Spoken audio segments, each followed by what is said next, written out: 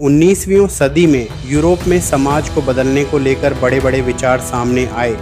इनमें सबसे महत्वपूर्ण थे लिबरल उदारवादी, रेडिकल कट्टरपंथी और कंजर्वेटिव रूढ़िवादी। परिवर्तन की बात करने वाले सबसे पहले लोग थे लिबरल। लिबरल चाहते थे कि देश में सभी धर्मों को समान सम्मान मिले।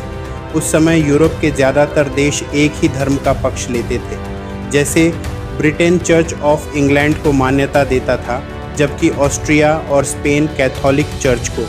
लिबरल लोग शासकों की असीमित ताकत के खिलाफ थे।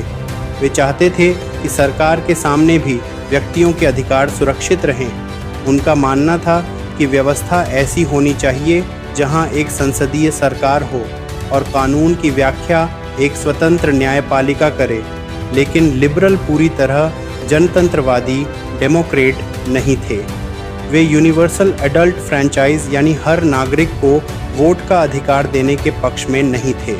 उनका मानना था कि केवल संपत्ति वाले पुरुषों को वोट देना चाहिए। साथ ही वे महिलाओं को वोट का अधिकार देने के भी विरोधी थे।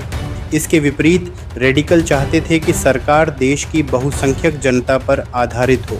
इनमें से कई लोग महिलाओं को मताधिकार दिलाने वाले आंदोलनों का भी समर्थन करते थे।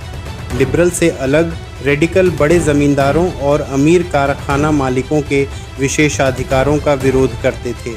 वे निजी संपत्ति के खिलाफ नहीं थे, लेकिन चाहते थे कि संपत्ति कुछ गिने चुने लोगों के हाथों में न रहे।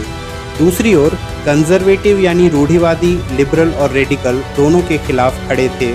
फ्रेंच रेवोल्यूशन से पहले वे हर तरह के बदलाव के सख्त विरोधी थे, लेकिन 19वीं सदी तक आते आते कंजर्वेटिव भी मानने लगे कि कुछ बदलाव ज़रूरी है।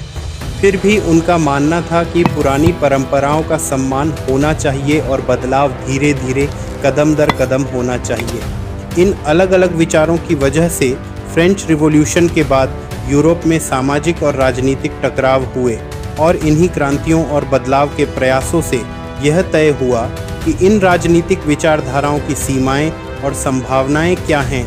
अगर वीडियो पसंद आया हो तो लाइक, शेयर और सब्सक्राइब ज़रूर करें।